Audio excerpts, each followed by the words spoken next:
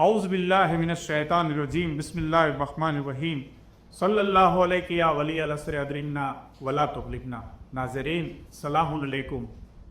આપણે જનાબે ફાતિમા ઝહેરા સલામુલ્લાહ અલૈહાની મઝલુમી ઉપર જે શંકાઓ રજૂ થાય છે તેના જવાબો જોઈ રહ્યા હતા। આપણે પાછલા એપિસોડમાં જોયું કે કિતાબે સુલેમ કે જેમાં જનાબે ઝહેરા સલામુલ્લાહ અલૈહા ઉપર થયેલા હુમલાઓ વિગતવાર વર્ણન કરવામાં આવ્યા છે અને આ કિતાબ સહી અને મોતબર છે। આવો આપણે આજે બીજી એક શંકાનો જવાબ મેળવીએ। મુખાલિફીન તરફથી એવી શંકા રજૂ કરવામાં આવે છે કે જનાબે ઝહેરા સલામુલ્લાહ અલૈહાના ઉપર જે મુસીબતો પડી તેનો જિક્ર ફક્ત ને ફક્ત એક જ કિતાબ એટલે કે કિતાબે સુલેમમાં જ જોવા મળે છે। આથી આ બનાવને મોતબર ગણી શકાય નહીં। આવો આપણે આજે આ સવાલનો જવાબ મેળવીએ। આપણી સમક્ષ હાજર છે જનાબ જોનભાઈ વકીલ। સલામ અલૈકુમ જોનભાઈ। વાલેકુમ અસ્સલામ વરહમતુલ્લાહિ વબરકાતુહ। જોનભાઈ, જેવી રીતે તમે આ એતરાઝને સાંભળ્યો, શું કિતાબે સુલેમ સિવાય બીજી કોઈ શિયા કિતાબમાં આ બનાવ મોજૂદ છે? જી ઝહીરભાઈ, औज़ु बिल्लाहि समील अलीम मिनश शैतानिर रजीम बिस्मिल्लाहिर रहमानिर रहीम सल्लल्लाहु अलैहि या वली अल असर अदरिकना वला तुअलिकना। ઝહીરભાઈ, તમારા સવાલનો જવાબ દેતા પહેલાં એક દર્દ દિલ બયાન દઉં કે તમે જે રીતે સવાલ પૂછ્યો એ સવાલ અગર આપણને ખાલી મુખાલિફીન તરફથી આવતા હોત ને તો તકલીફ નહોતી, પરંતુ અફસોસની વસ્તુ એ છે કે આજના સમયમાં આ પ્રકારના સવાલો આપણા માશરામાંથી આવે છે। હવે સમજાતું નથી કે એક વખત કે આપણું સંપૂર્ણ યકીન છે કે મૃત્યુ પછી આપણે જનાબે રસૂલ ખુદા સલ્લલ્લાહુ અલૈહિ વસલ્લમની બારગાહમાં હાજર થવાનું છે અને જ્યારે આપણે એમની દુખ્તર ઉપર થયેલા જુલ્મનો ઇનકાર કરીશું તો પછી શું મોડું રહીને રસૂલ ખુદા સલ્લલ્લાહુ અલૈહિ વસલ્લમની પાસે હાજર થશું। જી ભાઈ, તમારી વાત તો સાચી છે। આપણે બધાએ મૃત્યુ પછી જનાબે ઝહેરા સલામુલ્લાહ અલૈહા અને રસૂલે ખુદા સલ્લલ્લાહુ અલૈહિ વસલ્લમની સામે રજૂ થવાનું છે અને જે લોકો આ મહાન જુલ્મનો ઇનકાર કરે છે તેઓ કયા મોડે જેમની પાસે શફાઅતની માંગણી કરશે? જી ઝહીરભાઈ, તમારી વાત એકદમ સાચી છે।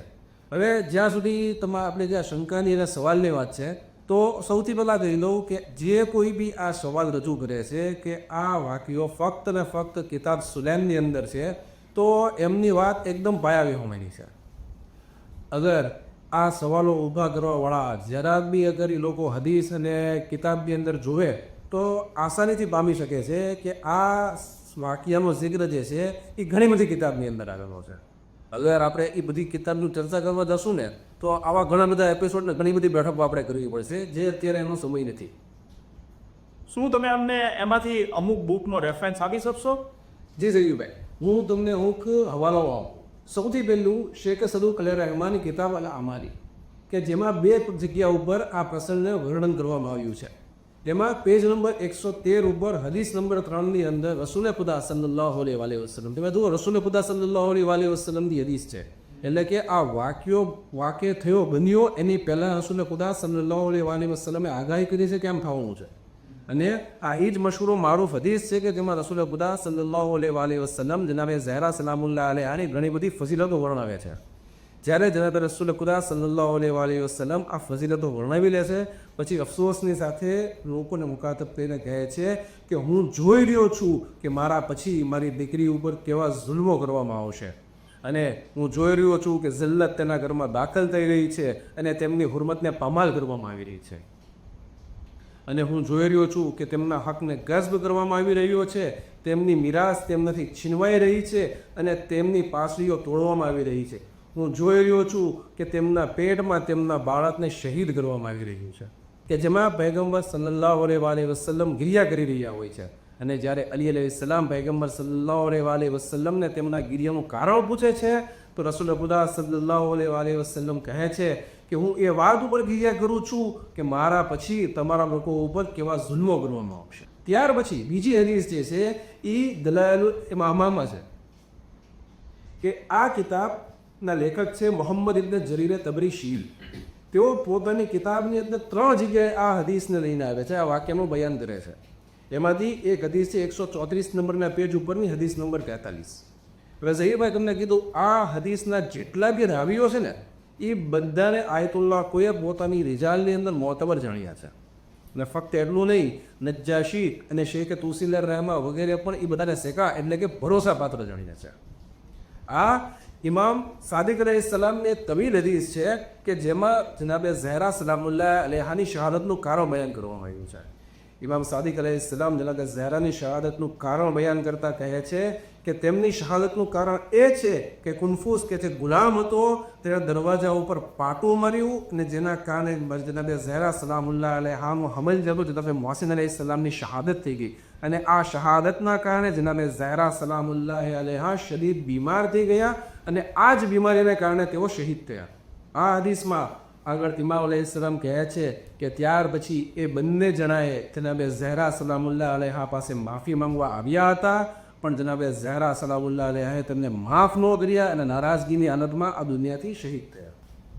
આ રિવાયત વાંચીને શિયા તો દૂરની વાત છે, કોણ એવો ઇન્સાન હશે કે જેના દિલમાં કાતિલાને જનાબે ઝહેરા સલામુલ્લાહ અલૈહા માટે હમદર્દી હશે? જ્યારે કે હજરત અલી અલૈહિસ્સલામે સ્પષ્ટપણે કહી દીધું હતું કે જનાબે ઝહેરા સલામુલ્લાહ અલૈહા તે બંનેથી નારાજ હતા, તો પછી કોઈના દિલમાં શકની કોઈ ગુંજાઈશ બાકી નથી રહેતી. જી ઝહીરભાઈ, આપણે આ બે રિવાયતો ડિટેલમાં જોઈ. હવે હું તમને અમુક રિવાયત તરફ ઇશારો કરી દઉં કે ત્રીજી કિતાબ છે શેખ કુલૈની અલી રહેમાની અલ કાફી, કે જેની અંદર રિવાયત છે કે જ્યારે અલી અલૈહિસ્સલામ જનાબે ઝહેરા સલામુલ્લાહ અલૈહાને રાતના અંધકારમાં દફન કરી ચૂક્યા અને તેમની કબ્રનું નિશાન મિટાવી દીધું, ત્યારે રસૂલ ખુદા સલ્લલ્લાહુ અલૈહિ વસલ્લમની કબ્રને મુખાતબ થઈને અમીરુલ મોમિનીન અલૈહિસ્સલામ કહે છે કે તમારી દુખ્તર તમને કહેશે કે તમારી ઉમ્મતે ભેગા થઈને તેમની ઉપર કેવી રીતે જુલ્મો કર્યા. ત્યાર પછીની ચોથી કિતાબ શેખ મુફીદ અલી રહેમાની અલ ઇખ્તિસાસ છે કે જેમાં બયાન કરવામાં આવ્યું છે કે આપ સલામુલ્લાહ અલૈહાને એવો તમાચો મારવામાં આવ્યો કે આપના કાનની બાલીઓ પણ તૂટી ગઈ. ત્યાર પછી શેખ કફ હમીની કિતાબ અલ મિસબા કે જેની અંદર મશહૂર મારૂફ દુઆએ સનમે કુરૈશનો જિક્ર છે અને આપણે સૌ જાણીએ છીએ કે આ દુઆની અંદર જનાબે ઝહેરા સલામુલ્લાહ અલૈહા ઉપર થયેલા જુલ્મનું વિગતવાર વર્ણન કરવામાં આવ્યું છે. પછીની કિતાબ એટલે કે છઠ્ઠી કિતાબ શેખ તબરસી અલી રહેમાની અલ એહતજાજ છે, જેમાં તેઓ ઇમામ હસન અલૈહિસ્સલામનું એહતજાજ વર્ણન કરે છે કે આપ અલૈહિસ્સલામે ફરમાવ્યું કે તું જ તે છો કે જેણે ફાતિમા બિનતે રસૂલ ખુદા સલ્લલ્લાહુ અલૈહિ વસલ્લમને ઝરબત મારી હતી, જેના કારણે તેઓ જખ્મી થઈ ગયા હતા અને તેમના શિકમે મુબારકમાં તેમના ફરઝંદની શહાદત થઈ ગઈ હતી. ત્યારબાદ ઇબ્ન કૌલબાઈ પોતાની કિતાબ કામિલુઝ ઝિયારાતમાં બે જગ્યાઓ ઉપર આ પ્રસંગનું વર્ણન કરે છે અને આ પ્રસંગ ફરીથી રસૂલ ખુદા સલ્લલ્લાહુ અલૈહિ વસલ્લમનો છે કે જે શબે મહેરાજ અલ્લાહે ખબર આપી હતી. ઇમામ સાદિક અલૈહિસ્સલામ શબે મહેરાજનો વાક્યો બયાન કરતા કહે છે કે અલ્લાહ તબારક વ તઆલાએ રસૂલ ખુદા સલ્લલ્લાહુ અલૈહિ વસલ્લમને તેમના અહલે બેત અલૈહિસ્સલામ પર થવાવાળા જુલ્મનો જિક્ર કર્યો. તેમાં જ્યારે જનાબે ઝહેરા સલામુલ્લાહ અલૈહાની શહાદતનો જિક્ર કર્યો ત્યારે અલ્લાહ તબારક વ તઆલાએ રસૂલ ખુદા સલ્લલ્લાહુ અલૈહિ વસલ્લમને ફરમાવ્યું કે તમારી દુખ્તર ઉપર જુલ્મ કરવામાં આવશે, તેમને તેમના હકથી મહેરૂમ રાખવામાં આવશે અને તેમની ઉપર હુમલો થશે, જ્યારે કે તેમના શિકાબે મુબારકની અંદર એક બાળક હશે અને લોકો તેમની પરવાનગી વગર તેમના ઘરમાં જબરદસ્તી દાખલ થઈ હશે. નાઝરીન, જે રીતે આપણે જાણ્યું કે જનાબે ઝહેરા સલામુલ્લાહ અલૈહા ઉપર હુમલો કરવાનો અને આપ સલામુલ્લાહ અલૈહા ઉપર જુલ્મ કરવાનો બનાવ ફક્ત એક જ કિતાબમાં નથી પરંતુ ઘણી બધી કિતાબોમાં જોવા મળે છે. અને જેમ આપણે જાણ્યું કે સમયની તકીના કારણે આપણે ફક્ત અમુક હદીસો જ જોઈ છે, બીજી ઘણી બધી હદીસો ઘણી બધી કિતાબમાં મોજૂદ છે અને આ મુસીબતનું જિક્ર એની અંદર જોવા મળે છે. આ બધા હવાલાઓથી કોઈ શંકા નથી રહેતી કે જનાબે ઝહેરા સલામુલ્લાહ અલૈહાના ઘર ઉપર હુમલો થયો હતો અને તે બે વ્યક્તિના કારણે જનાબે ઝહેરા સલામુલ્લાહ અલૈહા શહીદ થયા હતા. ઇન્શાઅલ્લાહ આપણે આગળ જોઈશું કે ન ફક્ત શિયા કિતાબો બલકે બીજા ફિરકાઓની મોતબર કિતાબોમાં પણ આ બનાવનું વર્ણન કરવામાં આવ્યું છે. આવો અંતમાં આપણે અલ્લાહ તબારક વ તઆલા પાસે દુઆ કરીએ કે ઇમામે ઝમાના અજ્જલલ્લાહુ તઆલા ફરજહુ શરીફના ઝહૂરમાં જલ્દી ખાય અને તેમના નાસરીનો મદદગારમાં આપણો શુમાર થાય અને જનાબે ઝહેરા સલામુલ્લાહ અલૈહાના કાતિલોને બેનકાબ કરે અને તેમના ઉપર શદીદ લાનત કરે.